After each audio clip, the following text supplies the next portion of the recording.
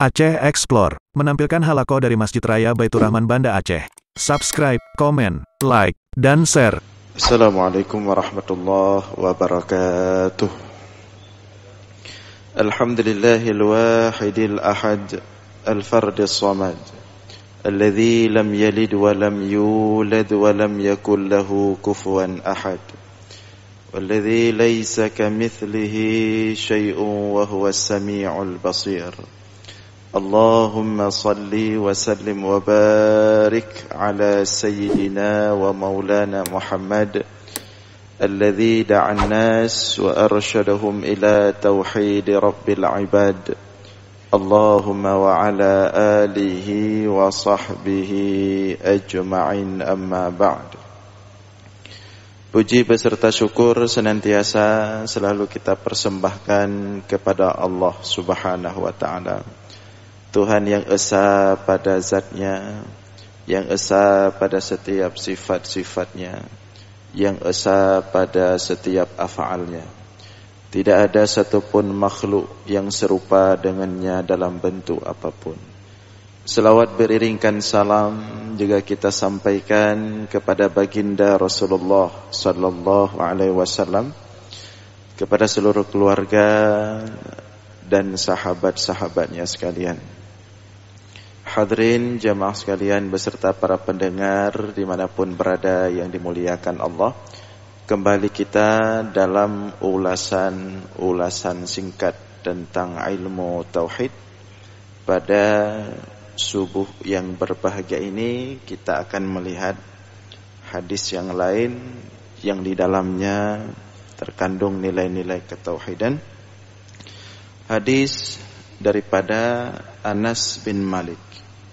An Anas bin Malik radhiyallahu anhu, dari Anas bin Malik yang merupakan salah seorang sahabat senior Rasulullah sallallahu alaihi wasallam, tinggal bersama Rasulullah di rumah Rasulullah, berkhidmat kepada Rasulullah dan keluarga Rasulullah lebih daripada 10 tahun.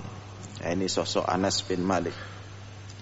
Qala, kata Anas bin Malik, nuhina an nas'ala Rasulullah sallallahu alaihi wasallam an syai'in fakana yu'jibuna ay yaji'a ar-rajulu min ahlil badiyah al-aqil fayas'aluhu wa nahnu nasma'.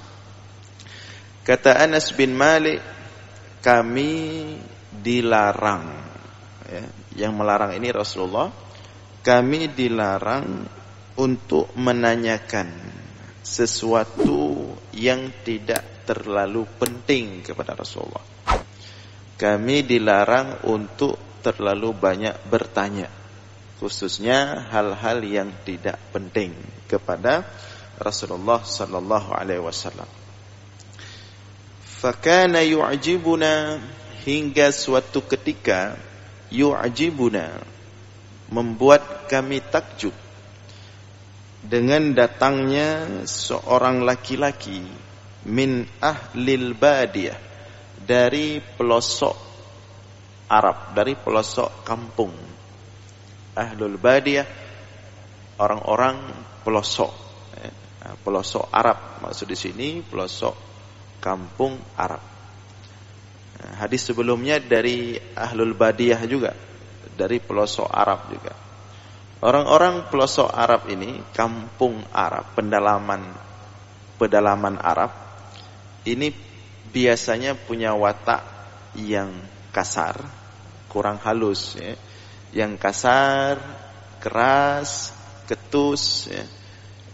Kurang lembut dalam bergaul, dalam berkomunikasi, suka ceplosan, ketus, ya. Bicaranya agak kurang sopan. Ini karakteristik ahlul badiyah ketika itu, orang-orang pelosok pendalaman Arab. Nah, kata Anas bin Malik, biasanya kami tidak berani bertanya kepada Rasulullah sesuatu yang tidak terlalu penting, sesuatu yang tidak terlalu pokok-pokok. Jadi kalau tentang hal-hal yang berkaitan dengan kewajiban, apa yang diwajibkan oleh Allah dan Rasul itu yang diterima. Tidak boleh ditanya-tanya sehingga menambah kewajiban. Sesuatu yang sudah diharamkan itu yang diterima. Tidak boleh ditanya-tanya sehingga menambah sesuatu yang diharamkan. Begitu diajarkan sebelumnya. Jadi jangan tanya-tanya sesuatu yang telah diwajibkan dan jangan tanya-tanya sesuatu yang telah diharamkan. Jalankan saja sehingga tidak menambah berat. Nah, kata Anas bin Malik, hingga kami takjub, datang seorang laki-laki min ahlil badiyah tadi, al-aqil. Cuma di sini Anas bin Malik mengatakan ahlul badiyah kali ini beda dengan yang lain. Al-aqil, cerdas orangnya. Al-aqil, cerdas, pinter. Ya. Nah, kita lihat nanti di depannya sisi mana daripada pertanyaan alul badiyah ini yang menunjukkan dia itu orang cerdas. Nah, itu beda ya. Orang cerdas, orang pintar dalam bertanya dengan orang yang sebaliknya. Kualitas pertanyaannya itu beda. Maka kita akan lihat nanti apa pertanyaan ahlul badiyah ini yang membuat dia disebut oleh Anas tadi al-aqil. Orang pelosok tapi cerdas, tapi pintar. Ya. Nah, faqala, tanya si ahlul badiyah tadi kepada Rasulullah, ya Muhammad. Dia panggil, ya Muhammad, wahai Muhammad. Dia panggil wahai Muhammad. Hadis ini lafaznya dari hadis Sahih Muslim. Tapi juga ada lafaznya dalam Sahih Bukhari, cuman dengan redaksi bahasa yang agak sedikit berbeda.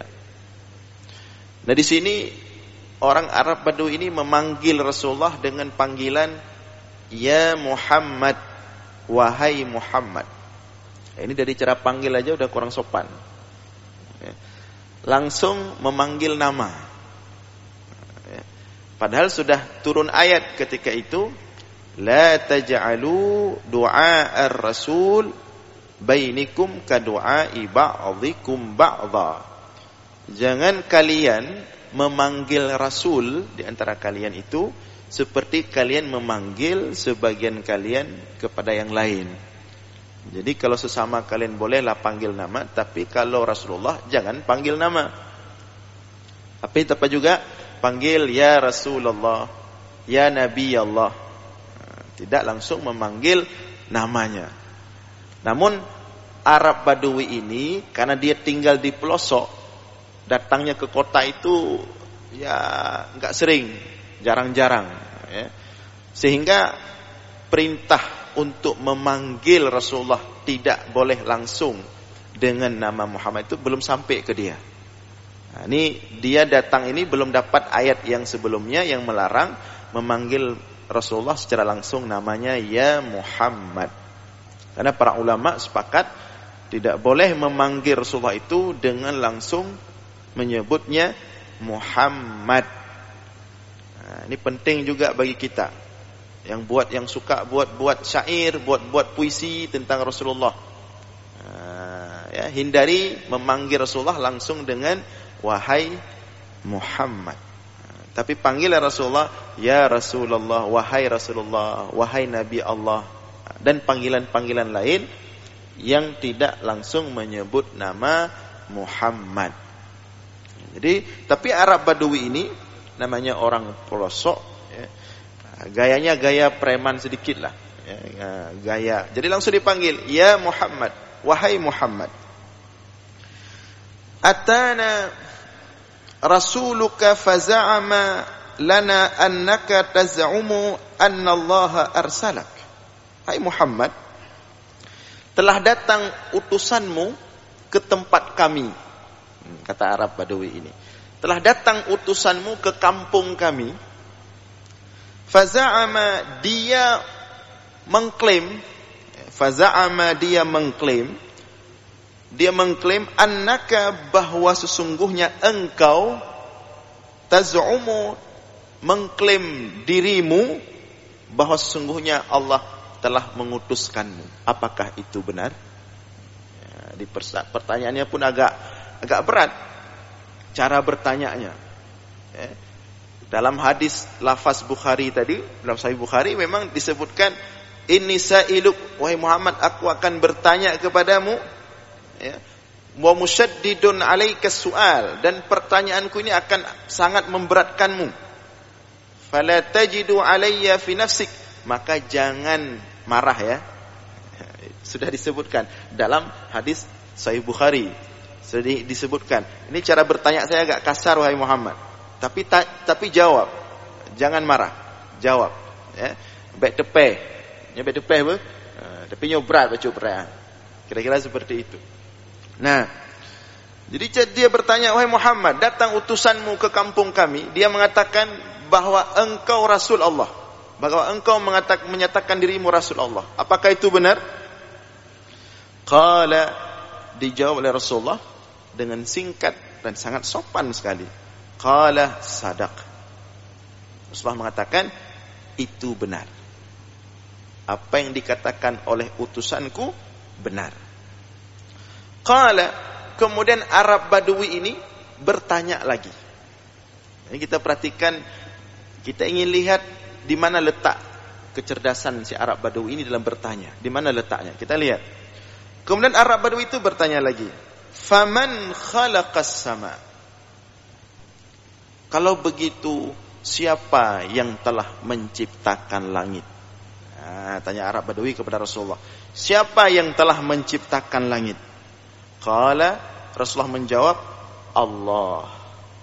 Yang telah menciptakan langit itu adalah Allah. Kemudian Arab Badui bertanya lagi, faman khalaqal arda? Siapa yang telah menciptakan bumi?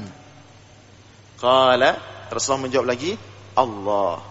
Yang telah menciptakan bumi adalah Allah.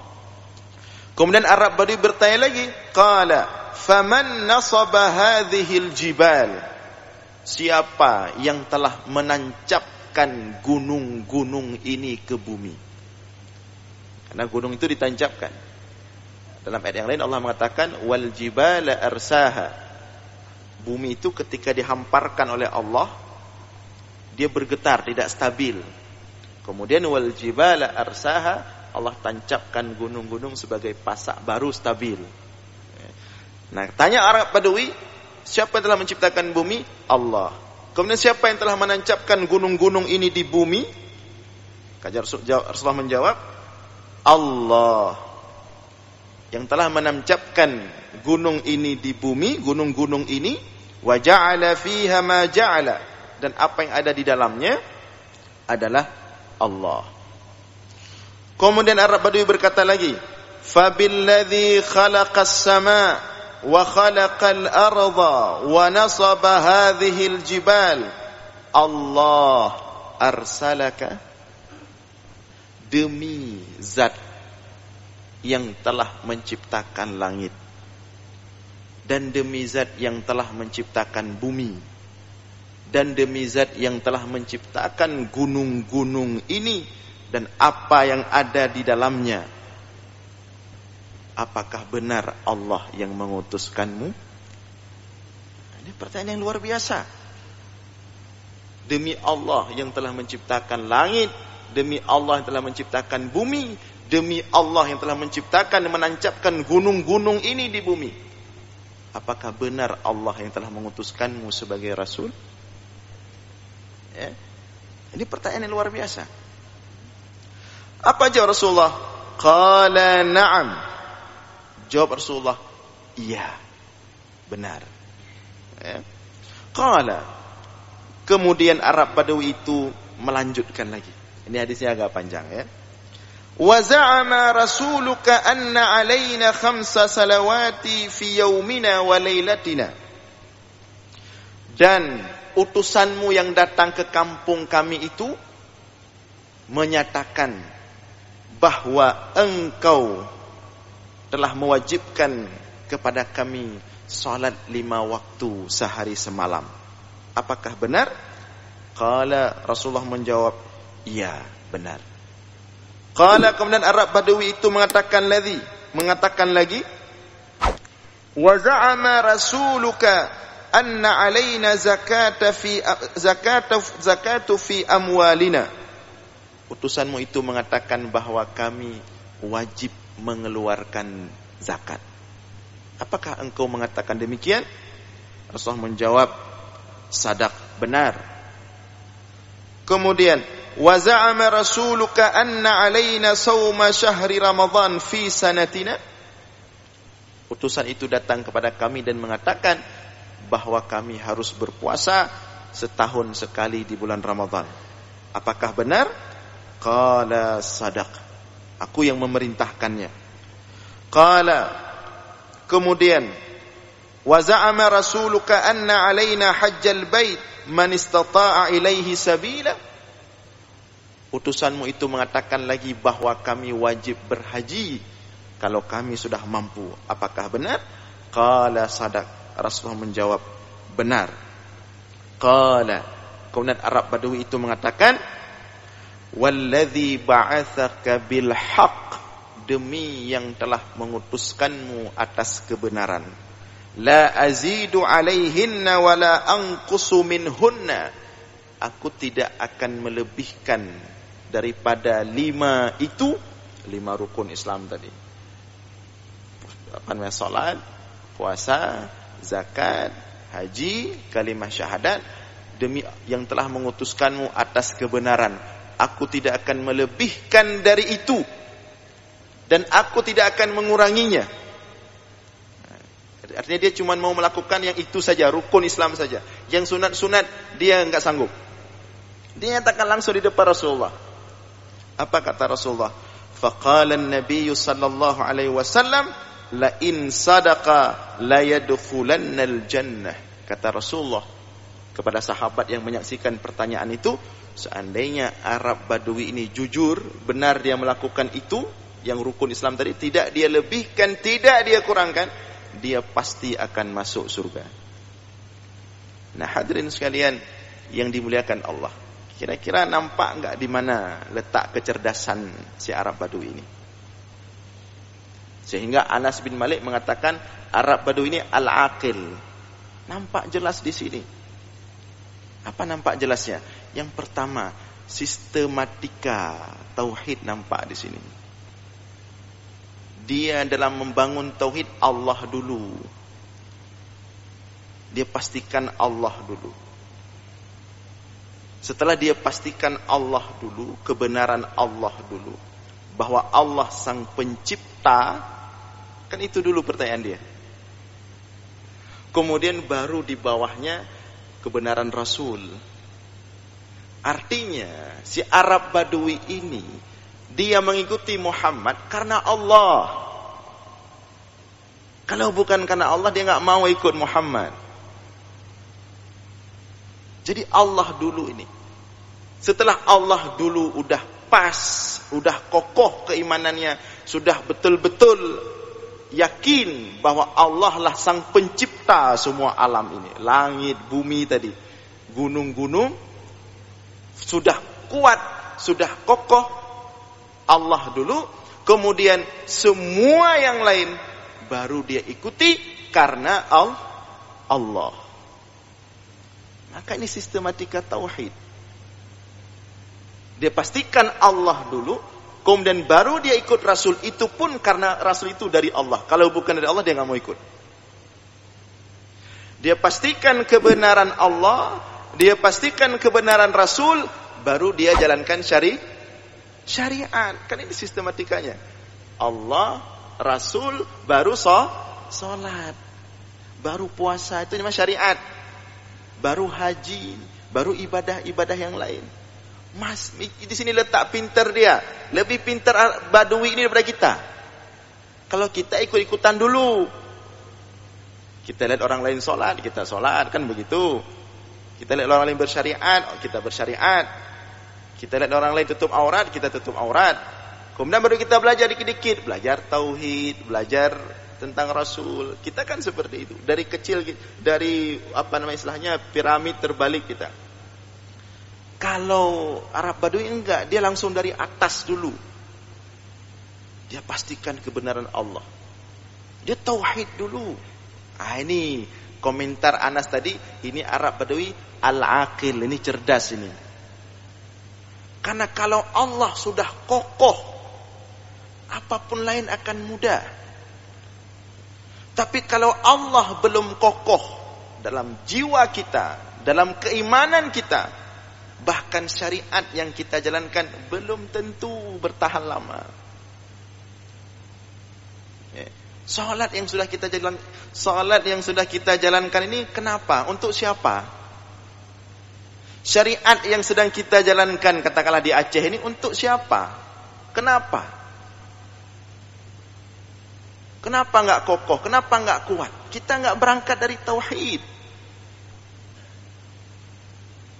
Beda dengan Arab Badui ini. Dan dia tegas. Sudah jelas Tuhan penciptanya. Dan sudah bisa dia pastikan bahwa Nabi Muhammad itu utusan Allah. Kemudian sudah bisa dia pastikan syariat itu apa-apa saja. Dan benar enggak dari Rasulullah. Baru dia jalankan. Bahkan dia menyatakan tidak akan dia lebihkan dan tidak akan dia kurang. Apa kata Rasulullah? Kalau seandainya dia benar menjalankan syariat seperti itu, la yadkhulannal jannah, pasti dia akan masuk surga. Nah, sistematika bersyariat seperti ini yang kita butuhkan sekarang. Ya. Sehingga dalam kita bersyariat itu kuat, istiqomah, tidak sesuai cuaca, tidak sesuai kondisi.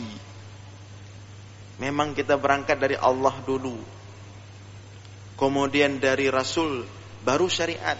Bukan dari syariat dulu, baru dikit-dikit kenal Rasul, baru dikit-dikit kenal Allah. Itu mudah terombang ambing, mudah goyah, tidak kokoh. Nah, ini di sini nampak kecerdasan, kepintaran Ahlul Badiah ini, orang Arab Badui, sehingga Anas bin Malik menjulukinya dengan Al-Aqil. Ya. Maka dalam berislam ini harus dari tauhid dulu. Sehingga coba lihat orang-orang masuk Islam yang dari barat itu, yang dia masuk Islam itu karena ilmu pengetahuan, karena penemuan-penemuannya, karena hasil penelitian-penelitiannya. Dari ilmu yang terus dia pelajari, dia menemukan keberadaan pencipta. Dari penelitian-penelitian terus dia kembangkan, dia menemukan ada satu wujud besar di belakang semua keajaiban-keajaiban dunia ini. Sehingga sebagian mereka masuk Islam, Islamnya lebih kuat. Karena mereka dari sana masuk Islam. Kalau kita memang dari lahir, tapi bukan dari tauhid. Dari kebiasaan, dia biasakan ini, dibiasakan itu, kita ikut. Sehingga kadang-kadang Islam kita itu karena Islam lingkungan. Kecuali orang-orang yang setelah seperti itu, dia kemudian melanjutkan mempelajari Islam ini dari tauhid dulu, kemudian baru syariat. Nah, ini yang kedua, al-aqil di sini, pinternya Arab Badui di sini ditunjukkan oleh cara dia tegas dalam bertanya, tidak bertele-tele ke sana kemari. Dia tegas, langsung to the point. Ya. Maka dalam hadis Sahih Bukhari, wa musyaddidun 'alaika su'al, Muhammad, ini mohon maaf, saya ini kasar, saya apa adanya. Kamu jangan marah ya. Nah, di awal sudah dia sampaikan. Tegas. Kemudian yang ketiga, yang menunjukkan kecerdasan Arab Badui yang dalam bertanya di sini, dia sering menggunakan sumpah demi Allah. Kan dia bersumpah dari tadi. Demi yang telah menciptakan langit, demi telah menciptakan bumi, demi telah menciptakan gunung-gunung menancapkan di bumi. Apakah benar Allah yang mengutuskanmu? Demi Allah yang telah mengutuskanmu, apakah benar itu perintah salat? Apakah benar itu perintah puasa? Apakah benar itu dari Allah? Dia menggunakan sumpah-sumpah. Di sini menunjukkan bagaimana nilai tauhid bagi dia itu perkara besar. Sehingga dia bersumpah demi Allah. Bahwa persoalan Rasul, Nabi ini bukan persoalan negosiasi. Maka dia bersumpah ketika bertanya tentang Nabi, bahwa tentang syariat ini, tentang sholat, tentang puasa, tentang haji, tentang zakat, dan rukun-rukun Islam dan syariat-syariat yang pokok-pokok ini bukan persoalan sepele. Maka dia juga bersumpah setiap bertanya tentang sholat, setiap bertanya tentang puasa, tentang zakat, tentang haji, dia menggunakan kata-kata sumpah. Artinya 3 hal ini, tauhid, iman kepada Allah, iman kepada Rasul, dan menjalankan syariat. Makna daripada beriman kepada Allah dan iman kepada Rasul, kemudian menjalankan syariat, 3 hal ini adalah perkara-perkara besar. Ini ditunjukkan oleh sumpah-sumpah yang dia pakai dalam setiap pertanyaan-pertanyaan tadi. Maka di sini kita melihat bahwa tidak semua orang pelosok itu tidak cerdas. Bahkan di sini jenius dia, al-aqil. Dan tidak semua orang kota juga jenius. Justru sebaliknya kadang-kadang. Nah, hadirin sekalian yang dimuliakan oleh Allah, inilah hadis yang di dalamnya terkandung makna-makna tauhid yang luar biasa yang telah kita sampaikan pada subuh ini. Mudah-mudahan ada manfaat. Insyaallah akan kita lanjutkan pada subuh Jumat depan. Aqulu qawli hadza wastaghfirullah li wa lakum. Wassalamu alaikum warahmatullahi wabarakatuh.